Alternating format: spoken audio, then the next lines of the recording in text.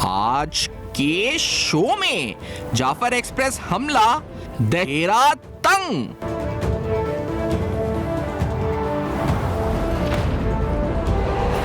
दहशतगर्द अपने बैरून मुल्क हैंडलर्स से राब्ते में।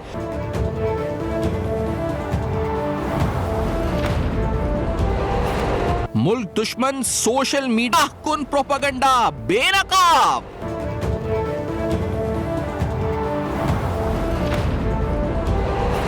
AI videos, fake WhatsApp messages, हैजान पैदा करने की कोशिशें बेनकाब।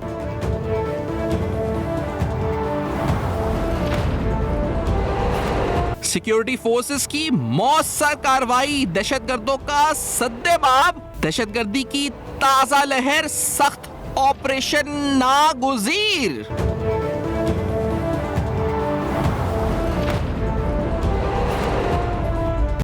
अस्सलाम वालेकुम। पस पर्दा हक़ाइक़ सनसनीखेज़ इंकशाफ़ात प्रोग्राम बेनकाब में हूँ आपके साथ सफ़ान खान। नाज़रीन, जो हमने देखा वाक़या जाफ़र एक्सप्रेस का जो हुआ, जिस तरह यरग़माल बनाया गया और जो इस वक्त भी सिक्योरिटी फोर्सेस की काविशें हैं, कोशिशें हैं कि जिस तरह कहा जा रहा है कि आखिरी मराइल में ये इस वक्त ऑपरेशन दाखिल हो गया है, ये अहम तरीन दिन है, अहम तरीन पैगामात हैं पाकिस्तान की सिक्योरिटी के हवाले से, दहशतगर्दी की ताज़ा लहर के हवाले से और ख़ास तौर पर बलूचिस्तान और मजमूई तौर पर दहशतगर्दी के खिलाफ पाकिस्तान की रियासत की हिकमत अमली के हवाले से कुछ अहम तरीन सवालात भी हैं और यकीनी तौर पर मुस्तकबिल के लाहेमल के हवाले से, या यूँ कह लें कि मुस्तकबिल के मंजरनामे के हवाले से भी कुछ अहम चीज़ें हैं जो हमें सोचनी पड़ेंगी आगे बढ़ते हुए।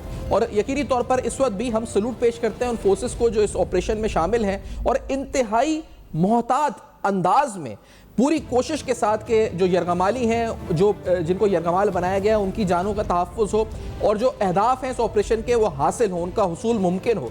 इन तमाम चीज़ों को महरूज़ खातिर रखते हुए बड़े मोहतात अंदाज में इस ऑपरेशन को इस वक्त परसू किया जा रहा है और उसके नताइज आ भी रहे हैं और जिस तरह नताइज मिल रहे हैं उस हौसला को नताइज हैं जिससे उम्मीद की जा रही है कि ये एक फेल्ड जो इस वक्त अटैम्प्ट रहेगा दहशतगर्दों की जानिब से। लेकिन साथ साथ आज इस प्रोग्राम में हम बात करेंगे उस बयानिए की जो भरपूर तरीके से एक बार फिर कोशिश की जा रही है बनाने की। ये बयानिया पाकिस्तान मुखालिफ दुश्मन अकाउंट से सोशल मीडिया के जरिए पाकिस्तान के खिलाफ एक बयानिए की सूरत में सामने आ रहा है। इसमें भारत का मीडिया तो शामिल है ही, लेकिन अनफॉर्चुनेटली पाकिस्तान के भी कुछ अनासर शामिल हैं। इन सोशल मीडिया अकाउंट्स के जरिए एक बार फिर से पूरी मजमूम इरादे और कोशिश के साथ पाकिस्तान अफवाज, पाकिस्तान की रियासत, इंस्टीट्यूशंस और इस दहशतगर्द हमले को लेकर पाकिस्तान के खिलाफ एक मुनज़्ज़म साजिश की जा रही है। इन अकाउंट्स में जो प्रोपेगेंडा किया जा रहा है वो बड़ी यकसानियत रखता है भारतीय मीडिया के और भारत की जानिब से आने वाली स्टेटमेंट से। एक बार फिर से बड़े भरपूर तरीके से कोशिश की गई कि इस हमले को लेकर और इसके पस मंज़र में पाकिस्तान की फ़ौज को, पाकिस्तान की इंस्टीट्यूशंस को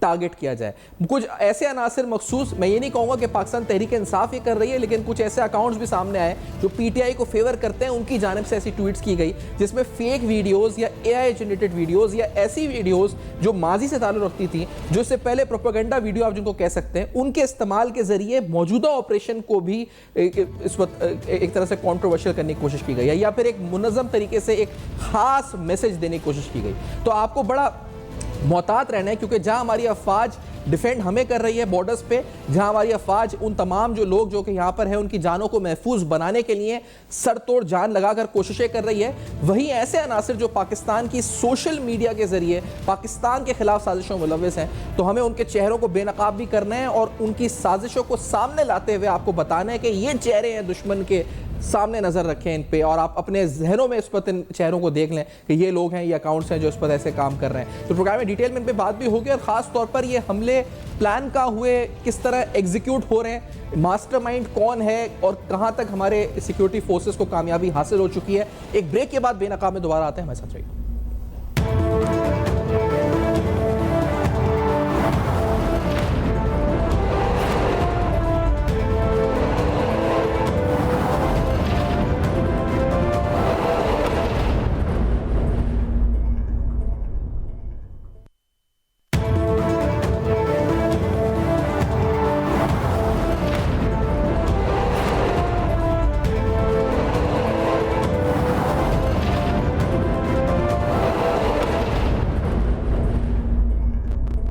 वेलकम बैक। आप देख रहे हैं बेनकाब, और बेनकाब में अहम तरीन सवालात। अब्दुल्ला गुल साहब प्रोग्राम में साथ मौजूद हैं, सीनियर तज़्ज़िया-ए-निगार तहरीक जवान पाकिस्तान के सरबराह। अब्दुल्ला गुल साहब, खुशामदीद प्रोग्राम में। ये जो बलूचिस्तान में इस वक्त हो रहा है, इसकी प्लानिंग कहाँ हुई, मास्टरमाइंड कौन है और किस तरह और कैसे ये एग्जीक्यूट हो रहा है सर? बिस्मिल्लाहिर्रहमानिर्रहीम, बहुत शुक्रिया जी। सबसे पहले तो मैं ये समझता हूँ कि जो कुछ वाकया हुआ वो बहुत ही अफसोसनाक है, लेकिन होता रहता है। कौमों की ज़िंदगी में ऐसे तल्ख जो है वाकयात रूनुमा होते हैं, लेकिन उसके बाद कौमें संभल जाती हैं। 9/11 का वाकया अमेरिका के ऊपर हुआ तो उसके बाद क्या अमेरिका ज़्यादा ताकतवर होकर उभरा या कमज़ोर निकला? इसी तरीके से हिरोशिमा नागासाकी के ऊपर बमबारी हुई तो जापान ताकतवर होकर निकला। पाकिस्तान भी इंशाअल्लाह ताला मजबूत होकर बाहर निकलेगा, और हमें मालूम है कि इन दहशतगर्दों के पीछे पूरा एक मुल्क खड़ा हुआ है। देखिए ना, आप ये बात तो नहीं कहा जा सकती कि पूरा मुल्क खड़ा है, भारत खड़ा है जो है। इसमें कोई शक शुबा नहीं कि कल जो हमारे सिक्योरिटी जराए ने भी बोला कि अफगानिस्तान में प्लानिंग हुई, तो मुझे भी मालूम है कि एक मेवंद जगह है जो हिरात और कंधार के दरमियान के अंदर एक इलाका है, और उसका मैंने अपने ट्विटर के ऊपर आज जिक्र भी किया हुआ है, उसका मैप भी दिया हुआ है। मेवंद के ऊपर जो है इसका एक कच्चा मकान है जहां मौलवी अब्दुल कदीर, जो कि अफगानिस्तान के अंदर तीसरी दफा मिनिस्टर बने हैं, वो कहा यह जा रहा है कि वो इसके अंदर कहीं ना कहीं जो है वो मुलविस हैं, और उनका जो है इसमें एक अहम किरदार है। इसमें कोई दूसरी राय नहीं है कि ये जो असला जो BLA के पास अमेरिकन असला आ रहा है, इसको वहां दिया गया। भारत ने ये असला जो है वो ट्रेनिंग दी उनको चलाने की, और साथ जो है जो रॉ और जो उनके भारतीय ब्लैक कैट कमांडोज हैं उनको इस्तेमाल किया गया। और इसमें भी कोई शक शुबा नहीं है कि कुछ मजीद असला जो है वो आर्मीनिया से जो है वो इनके पास स्मगल होके आ सकता है, जिसके अंदर जाहिर है अफगानिस्तान की सरजमीन जो है वो इस्तेमाल होगी। बुनियादी तौर पे अफगानिस्तान जो है अपने किए हुए वादे से मुनकिर हुआ है जो उसने दोहा के अंदर मुज़ाकरात में किए थे, लेकिन दूसरी जानिब दुनिया की 5वें नंबर की दहशतगर्द तंजीम BLA जो है, जो कि एक डिक्लेयर्ड ऑर्गेनाइजेशन है दहशतगर्दी के लिए, वो उसको जो है आखिर मगरिब उसके खिलाफ क्या इकदाम ले रहा है। ये है बड़ा अब्दुल्ला साहब, देखें इसमें एक बात ये बताएं कि पहले तो हम ये कह रहे थे कि पुष्पनाई हासिल है कलदम दहशतगर्द तंजीमों को, अफगान रियासत की, अफगान हुकूमत की, जो पाकिस्तान में खुलकर दहशतगर्दी कर रहे हैं। अब ये जो मौलवी अब्दुल कदीर का आप नाम बता रहे हैं, ये 3 बार वजीर रह चुका है, इसका मतलब सरकार खुद मुलविस है वहां की जो पाकिस्तान में खिलाफ दहशतगर्दी कार्रवाई में। अब ये सरपरस्ती नहीं बल्कि बराह रास्त एक तरह से ये मामला हो गया। देखिए, मैं ये नहीं कहूंगा कि सरकार खुद मुलविस है, लेकिन जाहिर है कुछ डिफैक्टो ग्रुप्स होते हैं दरमियान में, क्योंकि वहां आप देखें जिस तरीके से वहां बार बार गवर्नर जो है वो तब्दील किए जा रहे हैं, अहम ओहदे जो है वो अफगानिस्तान में तब्दील हो रहे हैं, इसका मतलब है कि कहीं ना कहीं कोई गड़बड़ वहां हो रही है। दूसरी जानिब जो है उनकी कुछ जो है वो रुस के जो है वो साइड के ऊपर बैठ गए हैं, क्योंकि जाहिर है पाकिस्तान के लिए वहां हमदर्दियां भी हैं। ये अलग बात है कि हिंदुस्तान और जो वहां ISAF फोर्सेस थी उन्होंने पाकिस्तान के खिलाफ काफी नफरतों के जाल फैलाए, लेकिन उसके बावजूद मैं समझता हूं कि अभी भी पाकिस्तान के लिए एक जो जज्बा मौजूद है वहां, लेकिन साथ ही साथ यह है कि अफगानिस्तान को इसके पैसे मिल रहे हैं, और ये इसमें कोई दूसरी राय नहीं है कि वो पैसे के लिए जो है ये सारा कुछ खेल खेला जा रहा है। दूसरी जानिब जो है वो ये कहा जा रहा है कि चलो बलूचिस्तान जो है वो हम बलोचों को दे देंगे और खैबर पख्तूनख्वा जो है वो हम अफगानिस्तान में गम कर लेंगे। खुदा न खाता ये नहीं मुमकिन होगा। ये दूर बातें, ये दूर ये कहाँ कहा जा रहा है? ये जो कॉन्स्पिरेसी, ये देखिए ये भारत की एक प्लानिंग है ना, जिसके अंदर वो कहता है कि आप इधर एंगेज करें तो मैं कश्मीर जो है वो हड़प लूं। क्या अजीत डोवल ने इसको प्लान नहीं किया हुआ? क्या हमें नहीं मालूम कि जो ग्रेटर हिंदुस्तान का जो नक्शा जिसको अखंड भारत कहा जाता है, अभी उन्होंने अपनी हालिया पार्लियामेंट की बिल्डिंग के ऊपर नक्शा नहीं लगाया अखंड भारत का, जिसमें पूरा पाकिस्तान उन्होंने जम किया हुआ है। ये इनकी खाम ख्याली है। ये देखिए ये होता रहता है, मुश्किलात आती हैं, मैं मान रहा हूं ये बहुत तकलीफ देह वाकया है, लेकिन आप ये भी तो देखें कि ये बलोचों जो बलोच लिबरेशन आर्मी है उसके तो ये कैपेसिटी नहीं है। मैं इसको बलोच लिबरेशन आर्मी नहीं कहूंगा, बल्कि क्योंकि बलोच तो शरीफ लोग हैं, बलोच अच्छे लोग हैं, बहादुर लोग हैं, वो औरतों के पीछे नहीं छुपते, वो औरतों के सरों पे से चादरें नहीं उतारते, वो मासूम लोगों को, उनके जो लीडर हैं, जो सबसे बड़े लीडर मीर चाकर आजम, उनका मिजाज जो है साहिवाल पंजाब के अंदर मौजूद है, वो पंजाबियों को शनाख्ती कार्ड देख देख के जो है वो कत्ल नहीं करते। ये काम जो है दहशतगर्दों का है, ये वो बिगड़ी हुई लिबरेशन आर्मी, या आप इसको बैड लिबरेशन आर्मी कहें तो ज्यादा बेहतर होगा शहफान साहब। इसलिए ये जो हमारी जो अपनी अप्रोच क्या है इस वक्त, क्या हम इनको अंडर एस्टिमेट कर रहे थे कि जब हमने ये कहा कि एसएचओ, जो हमारे वजीर दाखिला की स्टेटमेंट है कि एसएचओ की मार है, तो ये बड़ा तंज हो रहा है स्टेटमेंट को लेकर, तो हम इनको क्या कैलकुलेट नहीं कर रहे थे कि कितना बड़ा थ्रेट भी बन सकता है ये? इसमें बेचारे पुष्पनाई हासिल है, अफगानिस्तान है, भारत है, लेकिन तो वाई वे सेइंग कि हम ये एक एसएचओ से कंट्रोल कर लेंगे, तो पूरा मुल्क खड़ा हुआ है पीछे इनके। देखिए, ये 27 अगस्त 2024 की स्टेटमेंट है वजीर दाखिला की। मेरा ख्याल है कि वजीर दाखिला जो मौजूदा सिक्योरिटी सूरत हाल है, उनको वजारत दाखिला के ऊपर रहना नहीं चाहिए। मैं सीधी बात बताऊंगा, आपको बुरी लगे बेशक, किसी को भी अगर लगती है, लेकिन हकीकत यही है कि इस टाइम पे दाखिला पॉलिसी जो है वो बुरी तरीके से फेल हुई है। चाहे वो खैबर पख्तूनख्वा को देख लें, बलोचिस्तान में तो बिल्कुल फेलियर है। आप वहाँ पाड़ा चनार की सूरत हाल देख लें, आप जो है वो इस टाइम पे लकी मरवत का इलाका देख लें, आप जो है वो इस टाइम पे आके पंजाब के अंदर जो मियांवाली का इलाका देख लें, तो ये सिंध के अंदर कच्चे के डाकू को देख लें, तो इस टाइम पे दाखिला पॉलिसी जो है, मैं नहीं समझ रहा कि वो कामयाब है, और बिल्कुल कोई भी नहीं समझ रहा। दूसरी जानिब जो बलूचिस्तान हुकूमत है वो कहाँ है? देखें, जो किसी भी ऑपरेशन का जो काइनेटिक हिस्सा होता है, यानी कि जो मिलिट्री ऑपरेशन होता है, वो 30 से 40% होता है। जो बाकी काम होता है वो दूसरों की जिम्मेदारी होता है। नेशनल एक्शन प्लान के बाद अगर उन नुकात के ऊपर अमल कर लिया जाता जो सिविल हुकूमतों के जुमरे में आते थे, तो फिर आज हमें ये मामलात को ना देखना पड़ता। लेकिन हकीकत यह है कि हमें अपनी पॉलिसी को रिवाइज करना पड़ेगा, असर नौ जायजा लेना पड़ेगा। बलूचिस्तान और खैबर पख्तूनख्वा की दोनों हुकूमतें और वफाक के अंदर वजारत दाखिला जो है वो बुरी तरीके से नाकाम नजर आ रही है। दूसरी बात जानिब जो है वो आप ये देखें कि भारत का सोशल मीडिया किस तरह से प्रोपेगेट कर रहा है। लेकिन ये गुल साहब ये बताएं कि भारत का सोशल मीडिया, भारत का मीडिया तो कर रहे हैं, पाकिस्तान से जो अकाउंट्स, खास तौर पे कुछ पीटीआई एफिलेटेड अकाउंट्स, मैं इस तरह कहूंगा कि पीटीआई के हमदर्द अकाउंट, ऑफिशियली तो उनका पार्टी लीडरान नहीं कहूंगा, हमदर्द अकाउंट जो पीटीआई के हक में ट्वीट करते रहते हैं, इमरान खान के हक में ट्वीट करते रहते हैं, उन्होंने भी कुछ ऐसी वीडियोस शेयर की हुई है जो पुरानी वीडियोस हैं जो भारतीय मीडिया शेयर कर रहा है, या उन्होंने भी ऐसी वीडियोस या टॉन्ट किए हैं। तो ये क्या नादानी में कर रहे हैं, या ये भी कोई इनका ये डॉलर कमाने के चक्कर में, व्यूज के चक्कर में कर रहे हैं कि चलो जी हम शेयर कर देंगे तो कोई 2-3 लाख व्यूज आ जाएंगे तो हम कुछ डॉलर कमा लेंगे? क्या मामला है ये? देखिए, ये जो भी काम हुआ है ना, ये एक कैलकुलेटेड तरीके से हुआ है। अच्छा। ये सोशल मीडिया पे वीडियोस आना और ये जाना, ये पहले से बनी हुई थी। वैसे ही जैसे 9 मई को हुआ था, 9 मई के ऊपर पहले प्रॉपर ट्रेंड्स बनाए गए थे, चीजें जो हैं वो पहुंचा दी गई थी, और एक वक्त को तयन किया गया था कि इस वक्त के ऊपर आपने ये शुरू करना है। और ये तमाम वीडियोस जो चल रही थी, आप ये देखें कि दहशतगर्द वीडियो बना रहे थे। स्टारलिंक उन्होंने जो है वो नेटवर्किंग सिस्टम जो है वो वहां लगाया हुआ था, एडिटिंग का बंदोबस्त उनके पास था, जहां उन्होंने अपना BLA का लोगो जो है वो लगाया, और उसके बाद तमाम लोगों को ऑन बोर्ड किया। क्योंकि रमजान का महीना है, आप गौर कीजिए, रमजान के महीने में मैं वही बात कर रहा ना कि ये बलोच नहीं हो सकते, ये बिगड़े हुए, ये बदमाश लिबरेशन आर्मी है। बदमाश लिबरेशन आर्मी जो है उसका ये काम है कि वो उसको ना एहतराम रमजान है, ना वो मुसलमान है, ना वो पाकिस्तानी है, ना वो बलोच है, उसका किसी कौम, किसी मजहब, किसी फिरके, किसी ग्रोह, किसी जो सूबे से ताल्लुक नहीं है। ये बात तो एक बात क्लियर करें। दूसरी बात इसके अंदर जो बड़ी अहम है वो है इस टाइम पे सोशल मीडिया का। देखें, हमारी IT मिनिस्ट्री जो है जिसने अभी फायरवॉल लगाया, बहुत कुछ चीजें और की, वो किधर खड़ी है? पाकिस्तान का काउंटर नैरेटिव जो आना चाहिए था, जो उसके मद्दे मुकाबिल आना चाहिए था, हमारे सोशल मीडिया के जो वॉरियर्स थे, जो बाकी लोग थे, वो किधर हैं? इस टाइम पे भारत के नैरेटिव को प्रमोट करने वाले ये जो भगोड़े आदिल राजा जैसे गद्दार बैठ के जो इस टाइम पे BLA के बदमाश लिबरेशन आर्मी के जो है ये वो बने हुए हैं, क्या इसका नाम है, तर्जुमान बने हुए हैं, इनको शर्म नहीं आती? ये इतने बेगैरत हो चुके हैं कि इनको ये भी ख्याल नहीं रहा कि ये पाकिस्तान है और इसके मासूम लोग थे उस ट्रेन के ऊपर सवार। छोड़े इससे कि वो सरकारी थे या नहीं सरकारी थे, वो पाकिस्तानी थे।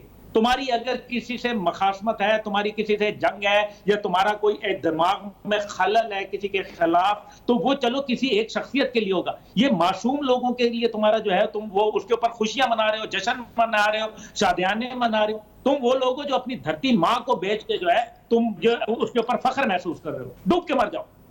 बिल्कुल डूब के मर जाओ। पूरा आप ये कह रहे हैं कि ये एक कैलकुलेटेड पूरा मामला था, ऑर्केस्ट्रेट किया गया पूरा, कि हमला हुआ, उधर से वीडियोस आ गई, इधर से पीटीआई के एफिलेटेड यानी हमदर्द अकाउंट की वीडियोस आ गई। ये पूरा एक मुनज़्ज़म, एक पूरा नेटवर्क है जो काम कर रहा था। जी, ये बिल्कुल मुनज़्ज़म नेटवर्क है और पीटीआई को पता करना चाहिए। देखिए, मैं अभी ये कहूँगा, जो असीराने इस टाइम पे अडयाला हैं, वो बानी पीटीआई, उनसे सवाल है ना, वो इनको कंडेम करें। वो आज बताएँ ताकि उनका पता चले कि वो इन बदमाश लिबरेशन आर्मी वालों से मोहब्बत करते हैं। वो बताएं कि ये तमाम जो पीटीआई के वेरीफाइड अकाउंट्स हैं जिनसे इस किस्म की चीजें आ रही हैं और जो लोग उसको प्रमोट कर रहे हैं वो हम में से नहीं है। जो पाकिस्तान के साथ खड़ा नहीं है, वो चाहे तहरीक इंसाफ का हो या किसी और का हो, मई के बाद हुआ ना, ये आज हुआ और ये ना आइंदा होगा। इसका मतलब है कि ये कैलकुलेटेड मुनज़्ज़म एक प्रोपेगेंडा जो है वो पाकिस्तान के खिलाफ किया गया। झूठी वीडियो एआई के जरिए जो है इस्तेमाल करके झूठी बातें, मन घड़त बातें। आपको ये शुक्र करना चाहिए कि आखिरी मरहले के अंदर जो है, जब हम आप और मैं बात कर रहे हैं, इस टाइम पे आखिरी मराहिल के अंदर ऑपरेशन जारी हो गया। इनकी जो है ना बैंड बजाते थे। ये जो मारंग बलोच बात करती है, अभी मेरे मुंह से क्या खुलवाएंगे, बात बड़ी गलत है। ये जो कहती थी कि जनाब इसके भाई बंदों की पतलूने उतरवा दी हैं वहां अफवाज पाकिस्तान ने, अल्हम्दुलिल्लाह। ये अपने भाई बंदों के लिए आज क्यों नहीं बोल रही? वो सोशल मीडिया के वो बड़े बड़े सहाफी, वो बड़े बड़े जर्नलिस्ट जो जिनको वहां किसी का कुत्ता भी गुम हो जाता था तो उसके लिए पेट में मरोड़े उठते थे, आज वो कहां हैं? क्यों नहीं बोल रहे? क्या वजह है? इसका मतलब है कि कहीं ना कहीं उनको डॉलर मिलते हैं, कहीं ना कहीं उनका जो है मुंह बंद किए जाते हैं। उनको पाकिस्तान मुखालफत का एजेंडा लेके वो चल रहे हैं और ये एजेंडा एक्सपोज हो रहा है। मारंग बलोच जवाब दे, आज खामोश क्यों है मारंग बलोच? सही, एक ब्रेक हमें लेनी है अब्दुल साहब, मारंग बलोच बोले। इस पे जो सोशल मीडिया के एस्पेक्ट से बात भी करेंगे। अब्दुल साहब का बहुत शुक्रिया अदा करते हुए एक ब्रेक की तरफ जाएंगे। नाज़रीन, जो अकाउंट जिनसे ट्वीट हो रही है, क्या इस पर एनालिसिस है, क्या ट्रेंड्स हैं, कौन अकाउंट्स हैं, कौन से अकाउंट्स हैं, उनके पीछे कौन है, उनका लिंक किससे है, किसी जमात से है या बाहर के अकाउंट्स हैं, इस पर बात करेंगे एक ब्रेक के बाद। बेनकाब में हमारे साथ होगा।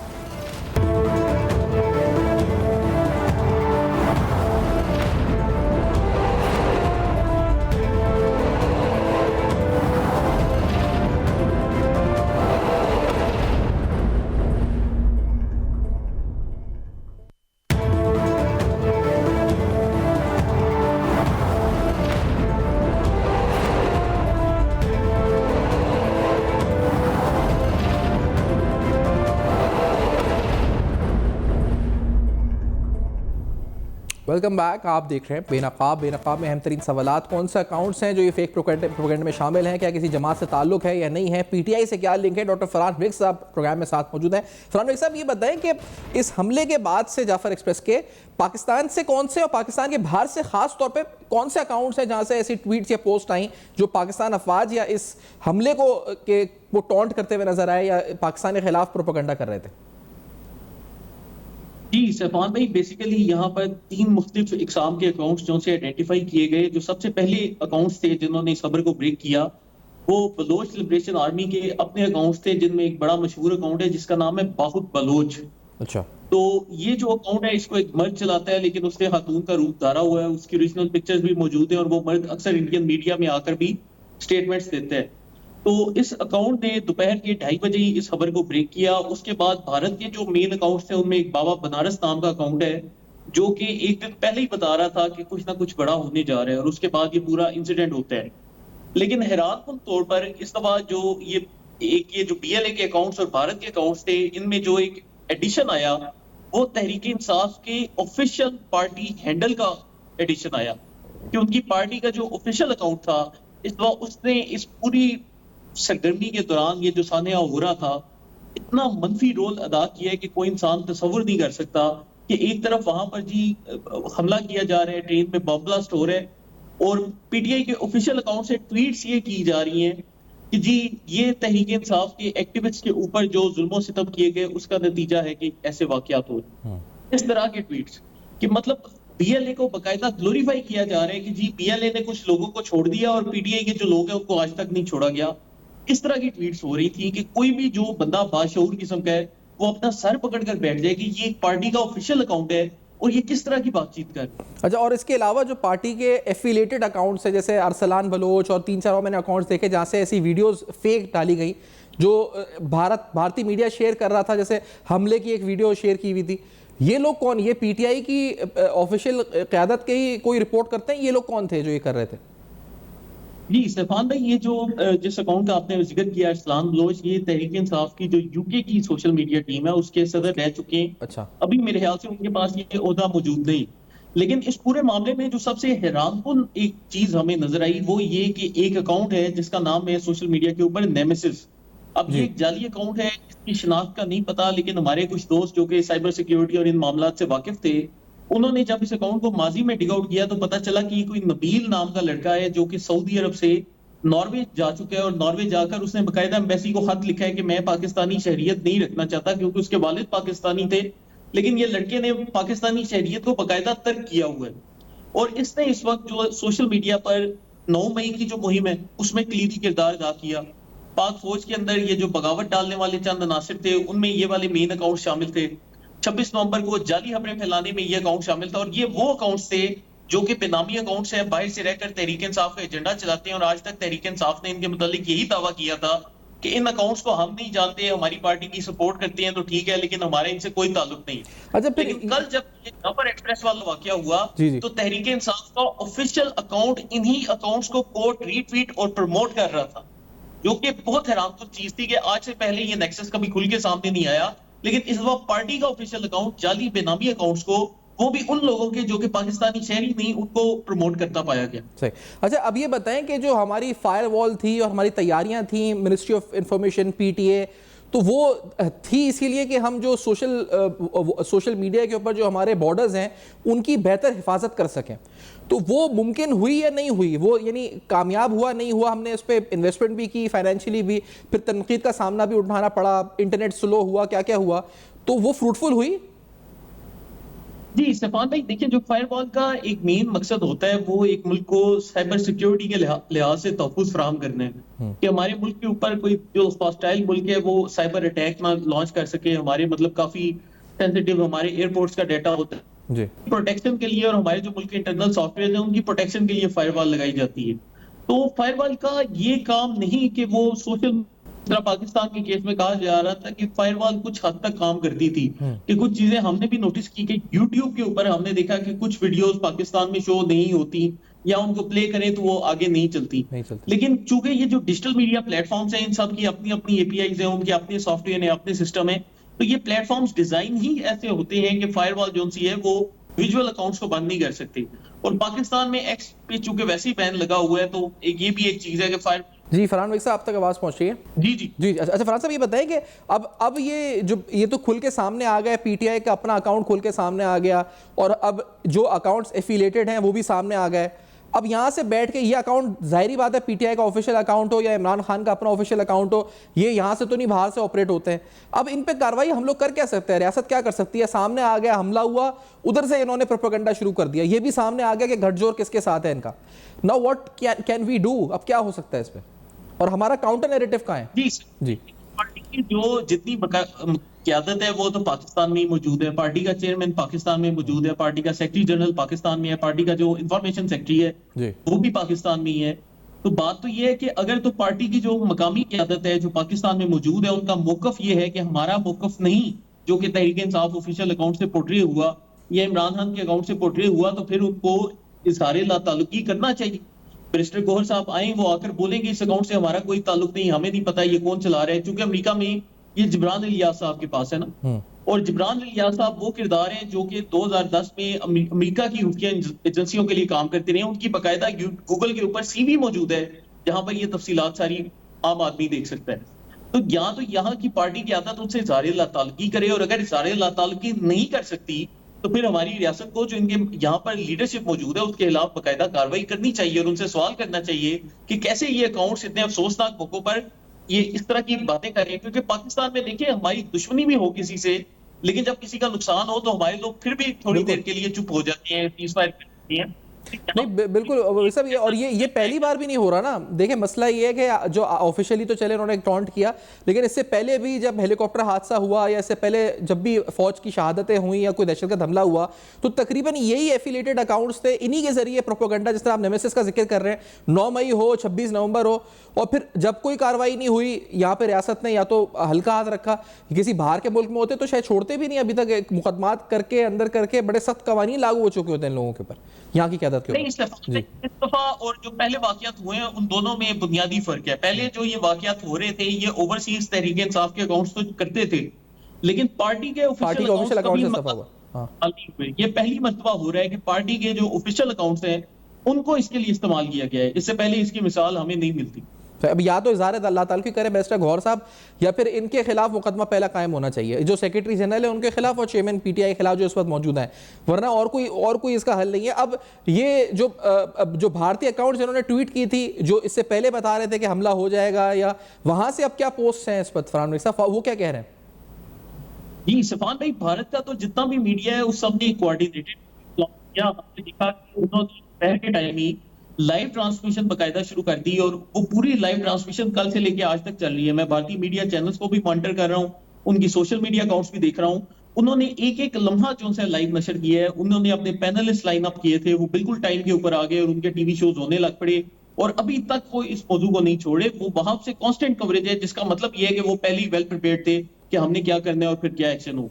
सही है। हमारी सफ़ों में छुपे हुए जो दुश्मन हैं, जो जैसे कहा जाए आस्तीन के सांप हैं, वो दोबारा बेनकाब हुए हैं और बड़ी बुरी तरीके से उनके चेहरे बेनकाब हुए। फरहान साहब, बहुत शुक्रिया, आपने प्रोग्राम में ज्वाइन किया। नाज़रीन, तो पहचाने पीटीआई के ऑफिशियल अकाउंट से जब इस तरह की पोस्ट की गई, और पीटीआई के एफिलिएटेड अकाउंट्स जो इससे पहले पीटीआई के प्रोपेगेंडे को प्रमोट करने में शामिल थे, वो आज के दिन इतने सेंसिटिव इशू पे, जब हमारी अफवाज पाकिस्तान एक ऑपरेशन में है और जिस वक्त मासूम जानों की, यानी इंसान की ऐसे सोच लें जी, अभी अपनी सियासत, अपनी जो नेशनैलिटी, हर चीज़ को छोड़ें, इंसान है जो यरगमाल हैं, जिनको नुकसान पहुंच सकता है जानों को, उस वक्त भी अपनी घटिया तरीन सोच जो है उसका मुजाहरा किया जा रहा है। फीडबैक दीजिएगा जरूर, देखते रहेगा। अब तक अपना बहुत ख्याल रखिए।